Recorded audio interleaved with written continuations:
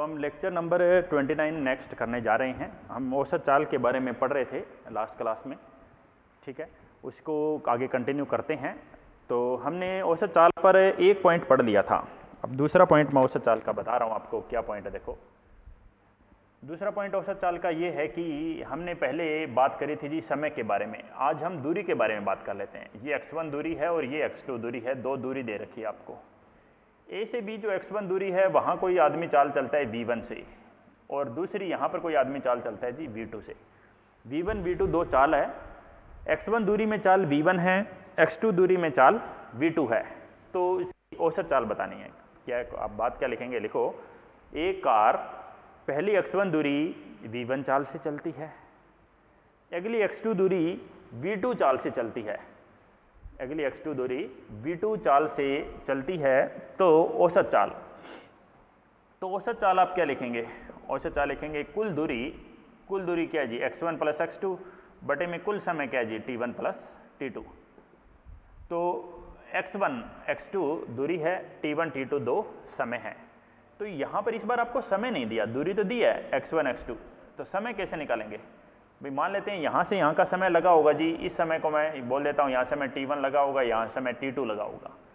तो समय क्या होता है जी दूरी बटे चाल, दूरी बटे चाल यहाँ v1 रही होगी, दूरी बटे चाल यहाँ पे v2 रही होगी। ये मुख्य फार्मूला आ जाएगा जी औसत चाल का, औसत चाल का ये मुख्य फार्मूला आ जाएगा जी, ठीक है, x1 by v1 x2 by v2।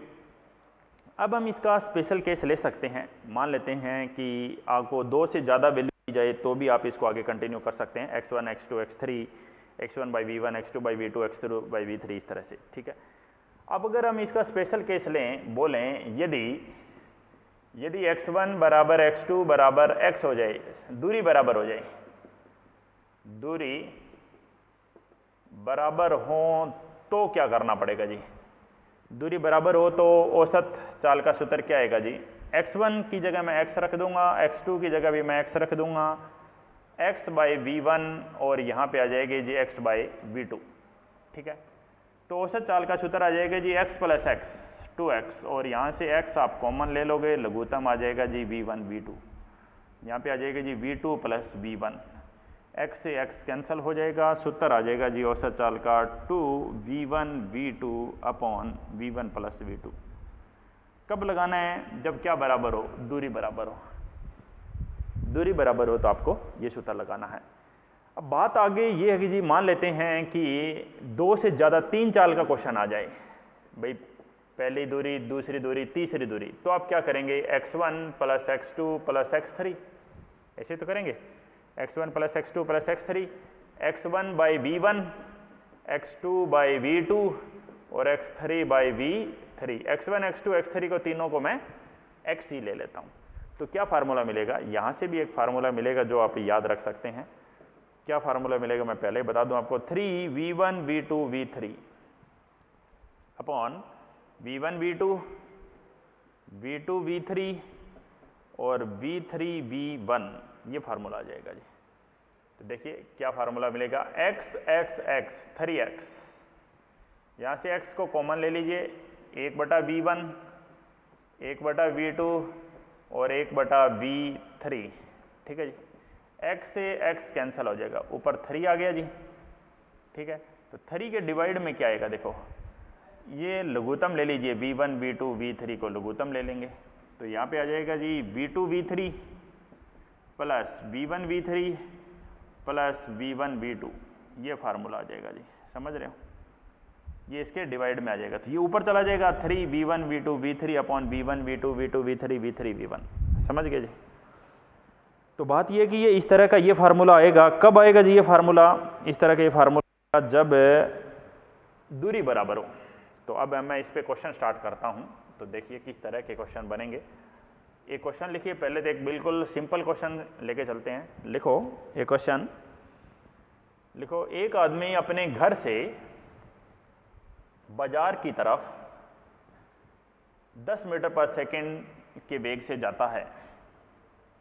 एक आदमी अपने घर से बाजार की तरफ 10 मीटर पर सेकंड के वेग से जाता है, वहां जाकर बाजार को बंद देखकर, बाजार बंद है, कोरोना चल रहा है, वहां जाकर बाजार को बंद पाकर वह वापस घर की तरफ 50 मीटर पर सेकंड से आता है। गुस्सा आ गया उसको, बाजार बंद है, कुछ खरीदने गया था, अपने घर से बाजार की तरफ जाते टाइम उसकी चाल क्या थी जी? 10 मीटर पर सेकंड। यहाँ उसका घर ले लेते हैं और यहाँ पे बाजार, ठीक है। जाते टाइम 10 मीटर पर सेकंड से जाता है, जैसे ही वो वापस आता है, बाजार से घर वापस आता है, तो वापस आते टाइम उसकी चाल 50 मीटर पर सेकंड, चाल बढ़ा देता है जी वो। वापस आते टाइम उसकी चाल 50 मीटर पर सेकंड हो जाती है। तो औसत चाल बताइए क्या बराबर है? बताओ, जाते टाइम की दूरी और आते टाइम की दूरी क्या अलग अलग है क्या? आते टाइम घर नजदीक हो जाएगा क्या? नहीं, दूरी बराबर है जी, दूरी समान है। दूरी समान है, कितनी चाल है? 2 चाल। तो औसत चाल का सूत्र क्या होगा जी? 2v1v2 upon v1 plus v2, 2v1v2 upon v1 plus v2। 2 v1 कितना है जी? 10, v2 कितना है जी? 50, 10 प्लस 50, तो आंसर आ जाएगा जी 50 दूना 100, इसको बोल देंगे जी 1000 बटे में 60, 100 बटा 6, 50 बटा 3 मीटर पर सेकेंड, 50 बटा 3 मीटर पर सेकेंड, ये आंसर आ जाएगा। समझ रहे हैं? जब दूरी समान हो तो, ठीक है। अगर जैसे मैं ऐसा बोल दूं दूरी समान ना हो, जैसे कोई और क्वेश्चन लेते हैं, एक आदमी, इसी क्वेश्चन को अगर बनाना हो, एक आदमी पहले 1 घंटे में 2 मीटर पर सेकंड से चलता है, 2 मीटर पर सेकंड से चलता है, अगले एक घंटे में 4 मीटर पर सेकंड से चलता है। औसत चाल बताइए। तो औसत चाल कैसे निकालेंगे जी? क्या बराबर है? पहला 1 घंटा और अगला 1 घंटा, समय बराबर है जी। पहले घंटे में और अगले घंटे में समय बराबर है, तो आप ये सूत्र लगा सकते हैं direct, v1 plus v2/2, 2 plus 4/2, 6/2, 3 metre पर सेकेंड, औसत चाल आ जाएगी, क्योंकि यहाँ समय बराबर था और यहाँ पे दूरी बराबर थी। ठीक, आगे बढ़ते हैं। नेक्स्ट बात क्या, देखो नेक्स्ट बात ये कि जी अगर आप यहाँ पर 2 से ज़्यादा चाल लें तो भी क्वेश्चन बना सकते हैं। देखो इसको ऐसे बनाता हूँ मैं क्वेश्चन, देखिए इसको मैं ऐसे पार्ट कर देता हूँ। इसके पहले चाल v1 है, फिर चाल v2 है, फिर चाल v3 है। पहले 10 मीटर में चाल v1 बराबर 2 मीटर पर सेकेंड है, यहां से यहां तक। पहले 10 मीटर में चाल 2 मीटर पर सेकेंड है। अगले 5 मीटर में चाल 3 मीटर पर सेकेंड है। फिर अगले 2 मीटर, इसको 2 मीटर ले लेता हूं, ठीक है, इसको थोड़ा बड़ा दिखा सकते हो, ठीक है। ये 5 मीटर है यहां से यहां, ये 2 मीटर है यहां से यहां। अगले 2 मीटर में चाल 6 मीटर पर सेकेंड है, ऐसे ले लेता हूं जी मैं। पहले 10 मीटर की चाल 2 मीटर पर सेकेंड, 5 मीटर में 3 मीटर पर सेकेंड, 2 मीटर में 6 मीटर पर सेकेंड चाल है। औसत चाल बताइए। तो औसत चाल का मुख्य सूत्र क्या होता था? औसत चाल का मुख्य सूत्र यही होता थी x1 plus x2 plus x3 upon t1 plus t2 plus t3, कुल दूरी बटा कुल समय। दूरी को आपने किससे हटाया था जी? दूरी बराबर चाल गुणा समय, v1 t1, v2 t2, v3 t3 upon t1 plus t2 plus t3, ठीक है।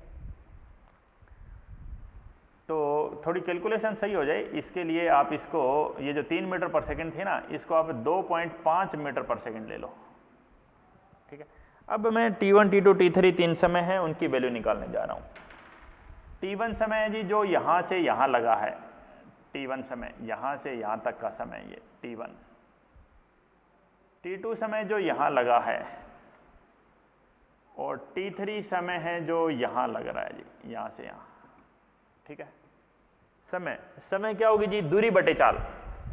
दूरी कितनी जी 10, चाल कितनी जी 2, कितना समय लगा 5 सेकंड लगा जी। दूरी बटे चाल, दूरी कितनी है जी 5, और समय कितना है 5 बटे 2, यानी कितना आएगा 2 आएगा जी।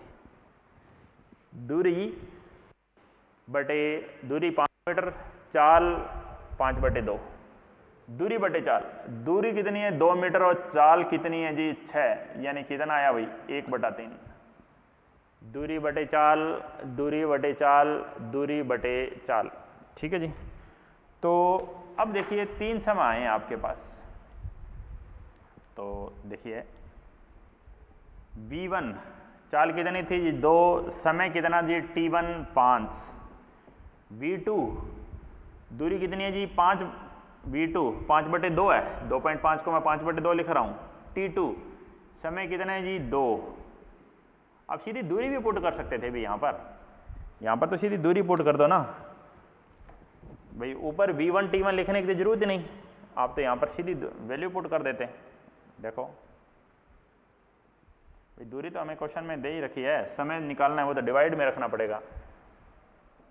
तो दूरी कितनी है जी 10 मीटर, 5 मीटर, 2 मीटर। T1 समय 5 सेकेंड, T2 समय 2 सेकेंड, T3 समय दूरी बटे चाल, दूरी 2, चाल 6, 1/3। बस सोल्व कर दो। 10 और 5 15 और 2 17, यहाँ लघुत्तम आएगा जी 3, 5 3 15, 3 दूना 6, 1 6। तो कितना आंसर आएगा देखो, 3 ऊपर आ गया, 17 3 51, 15 और 6 21 और 1 22, 51/22 मीटर पर सेकेंड। कोई दिक्कत, ठीक है। तो हम इस टाइप की प्रॉब्लम इसमें कर सकते हैं जी। तो नेक्स्ट आगे बढ़ते हैं। नेक्स्ट बात देखिए, नेक्स्ट पॉइंट क्या है।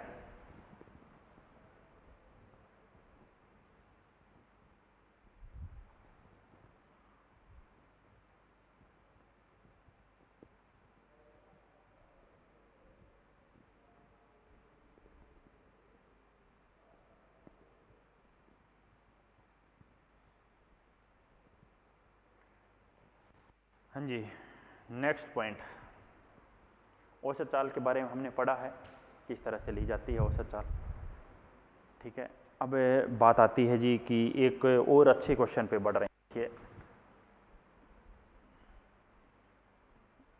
ए से बी पर जाना है, रास्ते में एक कार जा रही है, रास्ते में मान लेते हैं यहाँ पर एक होटल है, यहाँ पे आप थोड़ी देर खाना खाने के लिए रुकेंगे। ए से लेकर यहाँ तक दूरी है जी, ए से लेकर यहाँ तक एक कार 10 मीटर पर सेकंड से चलती है, 10 मीटर पर सेकंड से चलती है। कितनी देर चलती है जी कार? 30 सेकंड चलती है जी कार, आधे मिनट चलती है बस। 10 मीटर पर सेकंड से 30 सेकंड चलते ही होटल आ गया, घर से चले 30 सेकंड बाद रुक गए खाना खाने के लिए, ठीक है। होटल पे आपने कितना टाइम लगाया? होटल पे आपने 60 सेकंड लगाए जी। 60 सेकंड में आपने चाय पानी पिया, फिर आपको लगा कि जी लेट हो रहे हैं, गाड़ी स्पीड करो। फिर होटल से आप बी तक दोबारा आपने अपनी चाल बढ़ाई जी, 50 मीटर पर सेकंड गाड़ी की स्पीड बढ़ाई, और कितनी देर चले? 40 सेकंड चल गए जी, और आप बी पॉइंट पर पहुंच गए। क्वेश्चन क्या है? क्वेश्चन लिखेंगे परिभाषा में, लिखो एक कार ए से किसी होटल तक 10 मीटर पर सेकंड की चाल से 30 सेकंड तक चलती है। होटल पे जाकर कार रुक जाती है और 60 सेकंड तक वहां रुकी रहती है। उसके बाद कार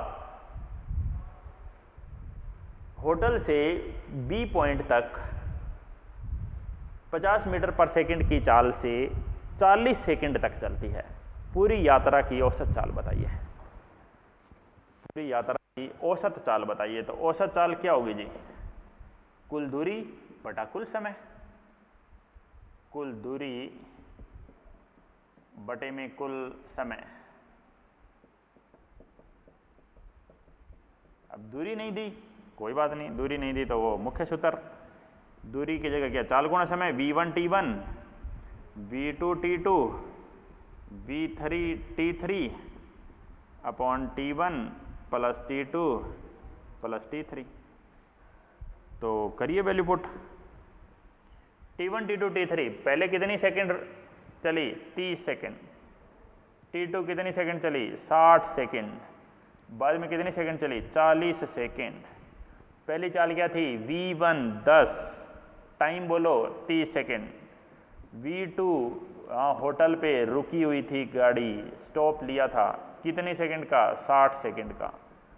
फिर कितने? 50 मीटर पर सेकंड से कितने सेकंड तक? 40 सेकंड तक। ठीक है भाई, ये तो जीरो हो जाएगा, लेकिन टाइम को जीरो नहीं लेना है, ये टाइम यहाँ लेना है। अब कोई कहेगा कि ये 60 सेकंड है, ये हम नहीं लेंगे, नहीं, आंसर गलत हो जाएगा, 60 सेकंड लेना ही पड़ेगा। 300 प्लस 0 प्लस 5 के 20, ठीक है, समझ गए जी, बटे में 60 40 100 130, तो कितना आएगा जी? ये 2300 बटे 130, 230 बटे 13 मीटर पर सेकेंड। समझ गए? कोई दिक्कत? कोई बात इसमें समझ ना आई हो आप पूछ सकते हैं। ठीक है भाई, आप रास्ते में गाड़ी एक जगह से दूसरे जगह जा रहे हो, आप रास्ते में जितनी ज़्यादा देर रुकेंगे आपकी औसत चाल उतनी कम होती जाएगी। जितनी ज़्यादा देर रुकेंगे उतनी देर ये समय बढ़ेगा, और ये नीचे है इसलिए ये औसत चाल को घटाता जाएगा। इसलिए एक जगह से दूसरी जगह जाएंगे तो रास्ते में कम से कम रुकेंगे तो आपकी औसत चाल ठीक रहेगी। ठीक है, अगली बात, औसत चाल के बहुत क्वेश्चन हो गए जी। अब है जी तात्क्षणिक चाल। तात्क्षणिक चाल क्या है? किसी क्षण पे निकालते हैं जी तात्क्षणिक चाल। वी इंस्टेंट बोलते हैं इसको इंग्लिश में। इंस्टेंट मतलब किसी इंस्टेंटेनियस पर। क्या होती है जी तात्क्षणिक चाल? कौन बताता है तात्क्षणिक चाल? जो गाड़ियों में स्पीडोमीटर लगा होता है ना, मोटरसाइकिल में, गाड़ी में, किसी में भी बोल सकते हैं, जिससे आपको चाल पता चलती है, 60 से चल रहे हैं, हम 40 से चल रहे हैं, वो मीटर तात्क्षणिक चाल को मापता है। किसी क्षण पे ज्ञात की जाती है तात्क्षणिक चाल। तात्क्षणिक चाल होती है जी ds/dt। बोले तो दूरी में परिवर्तन की दर को तात्क्षणिक चाल कहते हैं। दूरी को ऐसे दिखा सकते हैं, x से भी दिखा सकते हैं, y से दिखा सकते हैं, किसी को भी दिखा दीजिए। s भी दूरी है, x भी दूरी है, y भी दूरी है। तो बात क्या है? दूरी में परिवर्तन की दर को तात्क्षणिक चाल कहते हैं। दूरी में परिवर्तन की दर को। अब ये इसके ऊपर मैं अभी सवाल नहीं करा रहा हूँ, क्योंकि इसके लिए आपको अवकलन आना चाहिए, इसलिए हम अवकलन एक पूरा टॉपिक है, वो हम पढ़ेंगे बाद में, फिर इसके क्वेश्चन कराएंगे, इसी लेसन में पढ़ेंगे 1-2 लेक्चर के बाद। ठीक है, तो तात्क्षणिक चाल तो हो गई जी। अब चाल के बारे में हमने पढ़ दिया, तो अब वेग पे आते हैं जी। वेग, वेग क्या है? वेग सदिश राशि है जी, सदिश राशि है, पॉजिटिव नेगेटिव हो सकती है, जीरो हो सकती है। चाल नेगेटिव नहीं होती है, लेकिन वेग नेगेटिव हो सकता है। वेग की दिशा सदिश है तो इसकी दिशा होगी जी। दिशा कहाँ होती है? दिशा विस्थापन की दिशा में होती है। दिशा विस्थापन की दिशा में होती है। इसकी दिशा है वो विस्थापन की दिशा में होती है जी। वेग की दिशा विस्थापन की दिशा में होती है। और बात करें, वेग विस्थापन बटा समय होता है, इसलिए इसकी दिशा विस्थापन की दिशा में होती है। पॉजिटिव नेगेटिव जीरो कुछ भी हो सकती है। तो वेग के प्रकार, वेग के प्रकार आते हैं जी। सबसे पहले बोलें तो एक समान वेग।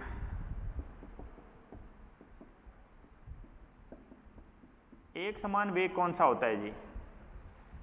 एक समान वेग, जब वस्तु किसी नियत वेग से चलती है उसको एक समान वेग कहते हैं।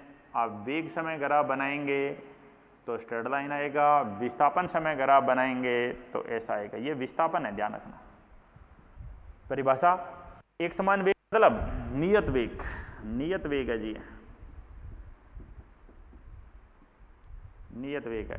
तो इसकी बात है कि जब कोई वस्तु बराबर समय अंतराल में बराबर विस्थापन तय करे तो उस स्थिति में वस्तु का वेग नियत वेग होगा। उस स्थिति में वस्तु का वेग नियत वेग होगा।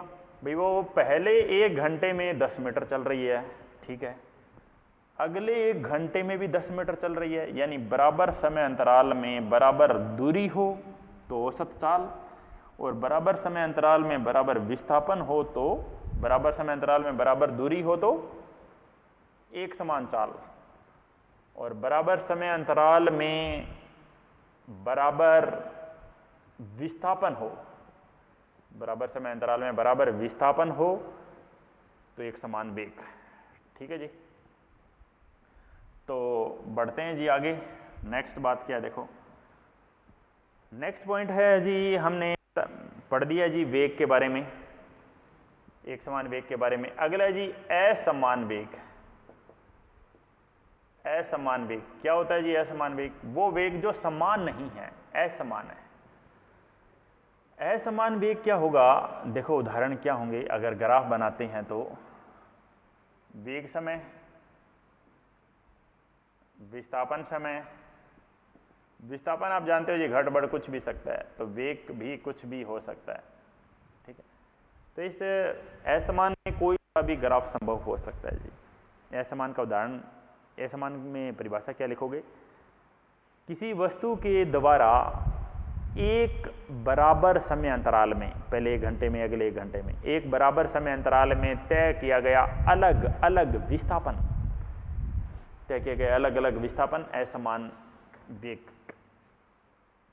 तय किए गए अलग अलग विस्थापन हो तो वस्तु असमान वेग से चल रही है, ऐसा बोल सकते हैं। अगला जी औसत वेग। औसत वेग ये भी इंपॉर्टेंट है। औसत वेग क्या होता है, जिस तरह औसत चाल थी, तो औसत वेग क्या होगा, देखो औसत वेग होगा जी कुल, वहां दूरी लेते थे, यहां विस्थापन ले लेंगे, कुल विस्थापन बटे में कुल समय, कुल विस्थापन को कुल समय से भाग कर दीजिए तो औसत वेग आ जाएगा जी। जैसे कई बार आपको विस्थापन एक बिंदु से दूसरे बिंदु पर आपको जाना पड़ता है, जैसे इसके x1 है और ये x2 है, यहाँ समय 10 बजे हैं और यहाँ 10:05 हो गई है, ऐसे बोल सकते हैं। तो आप इसको ऐसे भी लिख सकते हैं, x2 - x1 और t2 - t1, ठीक है जी, लिख सकते हैं आप इसको ऐसे, औसत वेग। जैसे कोई सवाल अगर हम इस पे बनाएं, इस पे कोई क्वेश्चन कराता हूं, देखो पहला क्वेश्चन क्या है कि हमें विस्थापन दिया हुआ है, क्या दिया हुआ है, विस्थापन s = 2t + 4, इस तरह से दिया हुआ है। तो 2 सेकेंड से 4 सेकेंड के बीच, 2 सेकेंड से 4 सेकेंड के बीच में औसत वेग बताइए। 2 सेकेंड से 4 सेकेंड के बीच औसत वेग बताइए। तो क्या करेंगे जी, आपको ये s दिया हुआ है, आप इसको s दिया हुआ था, आप इसको x मान सकते हैं, एक ही बात है, मैंने आपको बताया ही है, 2t + 4 है। पहला समय t1, दूसरा समय t2, t1 है जी 2 सेकेंड और t2 है जी 4 सेकेंड। पहला समय जब t1 था तो इसको आप x1 लीजिए, इसको आप x2 लीजिए, ठीक है। पहला समय था 2 सेकेंड, तो 2 सेकेंड पर x1 कितना आएगा, इसकी जगह 2 रखो, 2 रखोगे तो ये आ गया 4 + 4 8 आ गया जी। t2 की जगह 4 रखो, 4 रखोगे तो 4 दूना 8 और 4 12 आएगा जी। सूत्र लगाओ जी, सूत्र लगाओगे तो क्या आएगा, x2 माइनस x1 और t2 माइनस t1। x2 कितना है जी, x2 बोलो, x2 कितना है 12 है जी, x1 कितना है जी 8 है, t2 4 है, t1 2 है। 12 माइनस 8 4/2 यानी 2 मीटर पर सेकेंड आंसर आ जाएगा जी। समझ गए हो, 2 मीटर पर सेकेंड आंसर आ जाएगा। और बताएं, और देखिए क्वेश्चन, लिखिए क्वेश्चन और कराता हूं। एक आदमी पूर्व की तरफ, ये पूर्व है इधर, ये पश्चिम है, नहीं ये उत्तर है। एक आदमी पूर्व की तरफ 20 मीटर की दूरी 5 सेकंड में चलता है। 20 मीटर की दूरी, ये 20 मीटर की दूरी है, 5 सेकंड में चलता है पूर्व की तरफ। फिर वह उत्तर की तरफ मुड़ जाता है, और 4 मीटर पर सेकंड से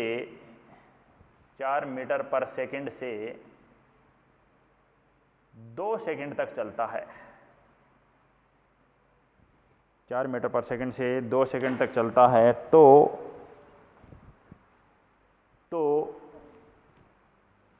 औसत वेग बताइए।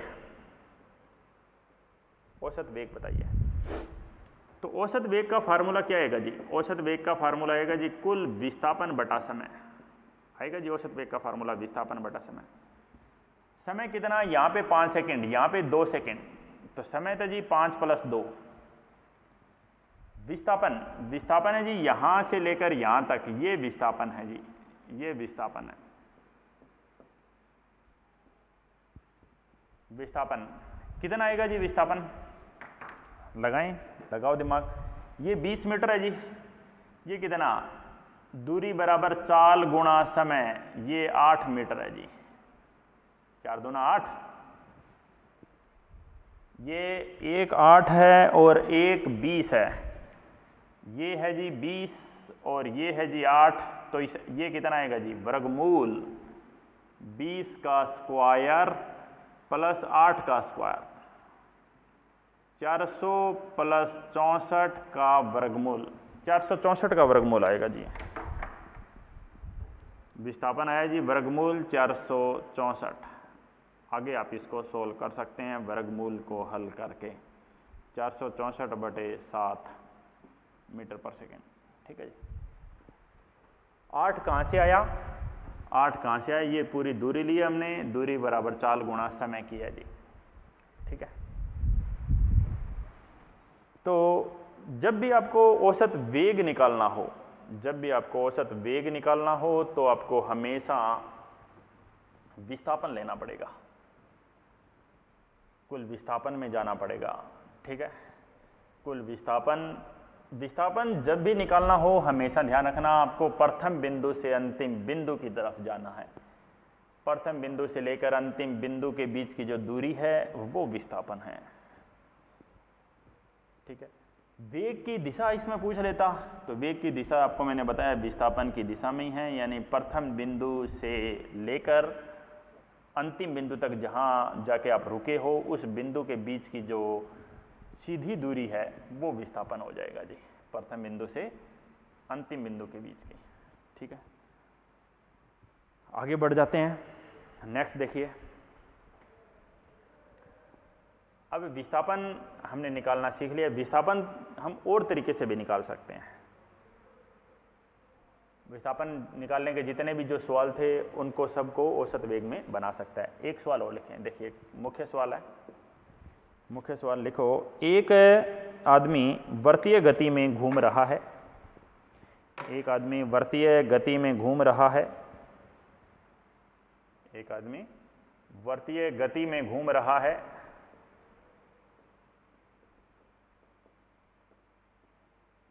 नियत चाल v से ठीक है। आधे चक्कर पूर्ण करने में, आधे चक्कर पूर्ण होने में औसत वेग का मान बताइए। औसत वेग का मान बताएं। जब भी मैं ये सवाल दे रहा हूं तो एक बार पहले आप अपना दिमाग लगाया करें। जो भी मैं सवाल कर रहा हूं आप इसको रोकिए, पॉज करिए वीडियो को, आप अपना दिमाग लगाइए, खुद सोल्व करिए, फिर सॉल्यूशन देखिए कि आपने जो किया है और जो मैंने किया है वो उसमें फ़र्क है या वो सेम है। अगर वो सेम है इसका मतलब आप बहुत अच्छे से समझ रहे हैं। कुछ क्वेश्चन सारे आंसर नहीं कर पाएंगे, कुछ क्वेश्चन में आपको दिक्कत आएगी, लेकिन ऐसा नहीं कि आप एक भी नहीं कर पाएँ। कुछ क्वेश्चन आपसे 50-50 मान लो भाई, 50% क्वेश्चन आप कर देते हो और 50 आप नहीं सीखोगे। ठीक है। तो देखिए बात क्या है। वर्तीय गति में एक आदमी घूम रहा है जी, ऐसे वर्तीय गति में घूम रहा है। यहाँ से यहाँ तक ये प्रथम ऐसे मान लेते हैं। यहाँ से वो चलना स्टार्ट करता है जी, इधर किसी नियत चाल बी से वो ए से बी पर जाता है जी। ये केंद्र बिंदु मान लेते हैं जी, ये दूरी आर है और ये भी दूरी आर है जी। ठीक है, ठीक है। आर और आर दो दूरी है। एक आदमी वर्तीय गति में घूम रहा है, नियत चाल v से आधे चक्कर पूर्ण होने में औसत वेग का मान बताइए। आधा चक्कर पूर्ण होना है तो औसत वेग कैसे आएगा बताओ। औसत वेग आएगा जी विस्थापन बटा समय। औसत वेग विस्थापन बटे समय आएगा। तो a से b तक आपको जाना है तो विस्थापन कितना हुआ। विस्थापन तो सीधी दूरी होती है जी, r और r, r प्लस r। विस्थापन कितना आएगा जी 2r। विस्थापन आएगा जी 2r बटे में समय। समय कितना आया। समय कैसे निकालते हैं। समय हमेशा दूरी का प्रयोग करके निकलेगा, विस्थापन का नहीं, दूरी का। भाई आप इस बिंदु से इस बिंदु पर आ रहे हो, आप कहाँ से क्या काम करके आ रहे हो वो तो दूरी बताएगा ना। रास्ते में क्या क्या करके आए थे आप, वो बात तो दूरी बता सकता है। विस्थापन तो कहेगा नहीं बच्चा बहुत सीधा है, वो सीधा घर आया है, जबकि सीधा घर आप आए नहीं हो। तो दूरी से विस्थापन, विस्थापन से नहीं, तो समय हमेशा आपको दूरी बटे चाल लेना है जी, दूरी बटे चाल से। ठीक है। तो कितना समय लगा जी दूरी। आधे चक्कर में देखो जी दूरी कितनी होती है, पूरे चक्कर की परिधि होती है 2 पाई आर, आधे चक्कर की होती है जी पाई आर बटे में चाल क्या b। तो समय क्या लगा जी पाई आर अपॉन b। समय लगा पाई आर अपॉन बी। आर से आर कैंसल, तो औसत वेग का सूत्र, औसत वेग का फार्मूला आ गया जी 2v अपॉन पाई मीटर पर सेकेंड। स्टैंडर्ड क्वेश्चन है, ध्यान रखें आप इसको, अच्छा क्वेश्चन है, स्टार क्वेश्चन। ठीक है जी। और बात करें, और बात करें, देखिए और एक अच्छा क्वेश्चन करवा देता हूं। देखिए ऐसे,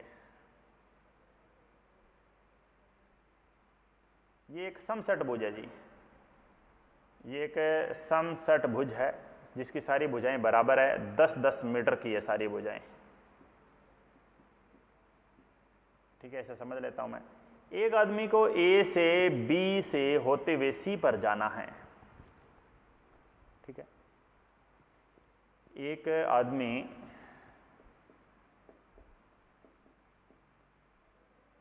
ए से बी से सी पर जाता है 5 सेकंड में। औसत वेग बताइए। 5 सेकंड में वो ए से बी से सी पर आ जाता है। अभी 5 सेकंड यहां से यहां तक का समय है जी। तो औसत वेग का सूत्र क्या होगा जी। औसत वेग का सूत्र तो होता है जी विस्थापन बटा समय। समय तो मैंने आपको दे दिया जी 5 सेकंड। विस्थापन आप बता दो, विस्थापन कैसे आएगा बताओ। भाई वैसे हमें पता है जी विस्थापन तो सीधी रेखा है जी, ये ए से सी, ये विस्थापन तो है, लेकिन निकालेंगे कैसे। क्या 10√2 आएगा क्या। 10 का स्क्वायर, 10 का स्क्वायर वर्गमूल में 10√2, नहीं नहीं नहीं नहीं, ये समकोण त्रिभुज नहीं है, ये कोण 90 डिग्री नहीं है, ये कोण कितना है 120 डिग्री है। तो कैसे आएगा बताओ? तो आप इसमें सदिश का रूल लगा दो भाई, जो विस्थापन है वो क्या है, परिमाणी सदिश की तरह मान लो। इसको सदिश A मान लो और इसको सदिश B मान लो। तो परिमाणी कैसे आएगा? जो विस्थापन आएगा सदिश A का स्क्वायर सदिश B का स्क्वायर 2 टाइम्स सदिश A सदिश B कोस थीटा कितना 120 9 60। ये क्या हुआ? यही तो होता है। देखो एक सदिश इधर है, दूसरा सदिश इधर है, क्या कोण ये मापते हैं? यहाँ पे तो A का तो सिरा है और B की पूंछ है। बताया था आपको, हमेशा कोण हमेशा एक के सिरे और दूसरे की पूंछ के बीच नहीं होता है। कोण मापना है तो इसको आगे लेके जाना पड़ेगा, इसको आगे लेके जाना पड़ेगा, इसको आगे लेके जाइए। ये कोण थीटा पूरा 180, तो ये कितना 60, ये कोण है न कि ये, दोनों के बीच कोण 60 है। तो ठीक है जी। तो देखिए A कितना 10 का स्क्वायर 100, B 10 का स्क्वायर 100, A भी 10, B भी 10, को 60 1/2 से 2 कट गया 100 प्लस 100 कितना जी 300, वर्गमूल 300, 10 वर्गमूल 3। विस्थापन कितना है जी 10 वर्गमूल 3, 5 दूआ 10, 2 वर्गमूल 3 मीटर पर सेकंड औसत वेग आ जाएगा जी। ये भी एक बढ़िया क्वेश्चन था, ये दोनों एक अच्छे क्वेश्चन है, समझ गए आप।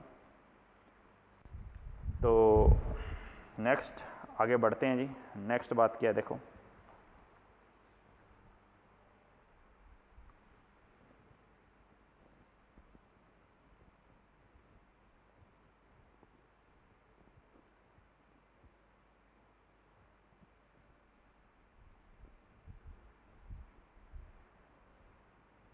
जब भी आपको विस्थापन निकालना हो आप हमेशा ध्यान रखें आप फर्स्ट पॉइंट से लास्ट पॉइंट की तरफ बढ़ें। फर्स्ट पॉइंट से लास्ट पॉइंट की तरफ अगर आप जाओगे तो आपको विस्थापन मिलेगा। विस्थापन की दिशा फर्स्ट से लास्ट होती है, इसलिए आप कह सकते हो कि वहाँ पर जो आपको वेग मिलेगा उसकी भी दिशा हम फर्स्ट पॉइंट से लास्ट पॉइंट की तरफ ही लेते हैं। ठीक है, तो ये औसत वेग के कुछ अच्छे क्वेश्चन थे जो मैंने आपको कराए हैं। अब हम औसत वेग के अलावा आगे बढ़ने जा रहे हैं। अब हम बढ़ते जा रहे हैं जी औसत वेग के बाद अगला तात्क्षणिक वेग। तात्क्षणिक का तो मैंने आपको बताया जी तरीका क्या है। तात्क्षणिक वेग, तात्क्षणिक वेग वही है जी, किसी क्षण पे निकाला जाता है, किसी क्षण पे निकाले गए वेग को तात्क्षणिक वेग कहते हैं। परिभाषा लिखिए, विस्थापन में परिवर्तन की दर को तात्क्षणिक वेग कहते हैं। विस्थापन में परिवर्तन की दर को तात्क्षणिक कहते हैं। ठीक है जी। अगला टॉपिक क्या है? अगला टॉपिक आता है त्वरण। अब ये त्वरण क्या होता है जी, देखिए अगला टॉपिक स्टार्ट कर रहे हैं हम। त्वरण, त्वरण ए से डिनोट करते हैं जी त्वरण को। तो क्या होता है ये त्वरण? देखिए परिभाषा लिखिए, वेग में परिवर्तन बटा समय। वेग नहीं, वेग में परिवर्तन, वेग में परिवर्तन तथा समय के अनुपात को त्वरण कहते हैं। वेग में परिवर्तन तथा समय के अनुपात को त्वरण कहते हैं। सदिश राशि है, इसकी दिशा किधर होती है? वेग की दिशा में। वेग में परिवर्तन, परिवर्तन मैंने आपको बताया हमेशा कैसे लेते हैं, अंतिम माइनस प्रारंभिक, F final I for initial बटे में टी। तो आप क्या बोलेंगे? त्वरण की दिशा, त्वरण की दिशा कहां होती है बताओ? आरंभिक की दिशा में, आरंभिक की दिशा में होती है क्या, या अंतिम की दिशा में? अंतिम की दिशा में। बताओ किस में होगी? या परिवर्तन की दिशा में, डेल्टा वी की दिशा में। बिल्कुल, ये थर्ड ऑप्शन सही है। त्वरण की दिशा वेग में परिवर्तन की दिशा में होती है, न तो आरंभिक वेग की दिशा में, न ही अंतिम वेग की दिशा में। ठीक है, आगे बढ़ते हैं। नेक्स्ट बात क्या है, नेक्स्ट पॉइंट, त्वरण हमने पढ़ा है। त्वरण के प्रकार अभी हम पढ़ने जा रहे हैं जी। त्वरण सबसे पहले जी एक समान त्वरण, एक समान त्वरण यानी बोल दें तो नियत त्वरण बोल सकते हो आप। नियत त्वरण क्या होता है जी? नियत त्वरण, अगर आप बनाएंगे जी वेग समय ग्राफ, वेग समय ग्राफ बनाएंगे तो आएगा जी लगातार वेग नियत रूप से बढ़ रहा है, तो वो है जी एक समान त्वरण। अगर आप बनाएंगे जी त्वरण समय ग्राफ, तो त्वरण तो नियत है, तो क्या लिखेंगे यहाँ पे? ये सीधी रेखा है।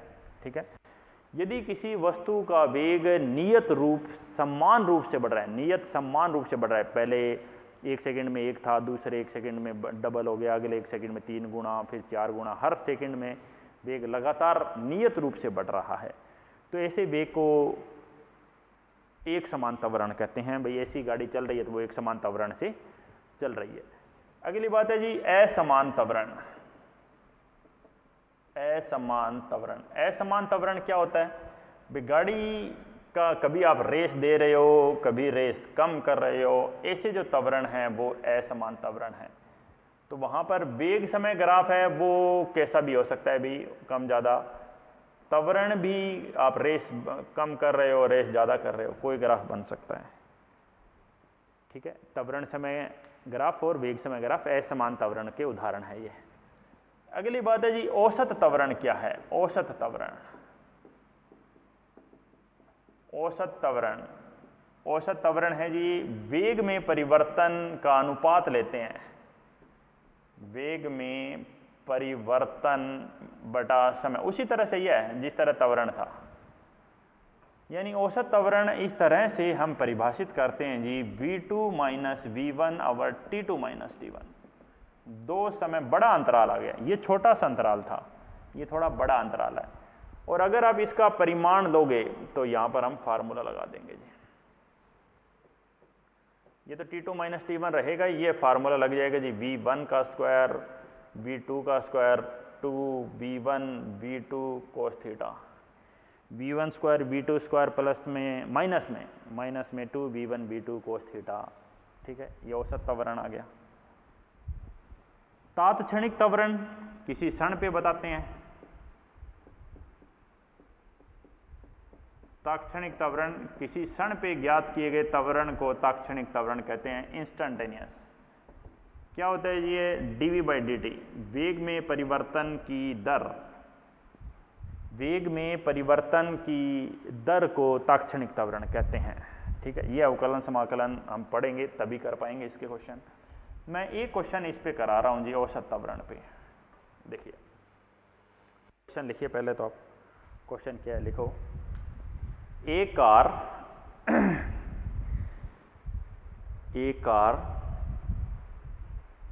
20 मीटर पर सेकंड की चाल से गति कर रही है, एक कार 20 मीटर पर सेकंड की चाल से गति कर रही है और 2 सेकंड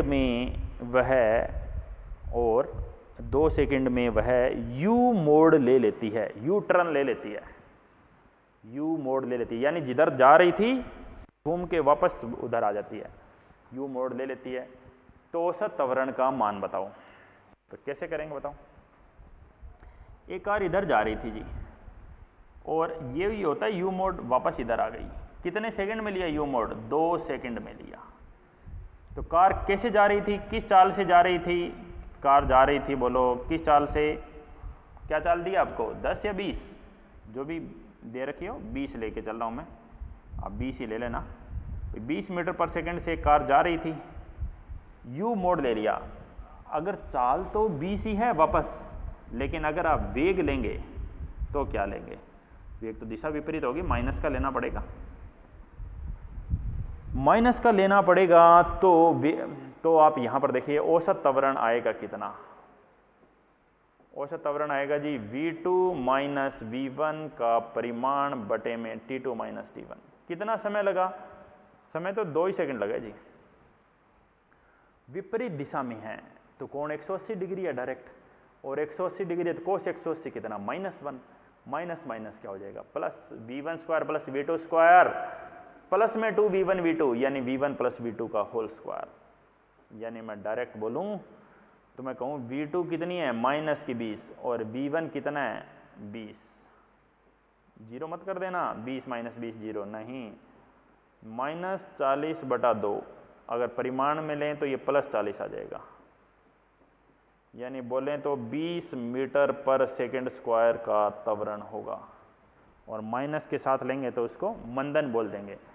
हाँ, ध्यान रखना एक ऋणात्मक त्वरण होता है, ऋणात्मक त्वरण को ही मंदन बोलते हैं। क्या होता है जी? ऋणात्मक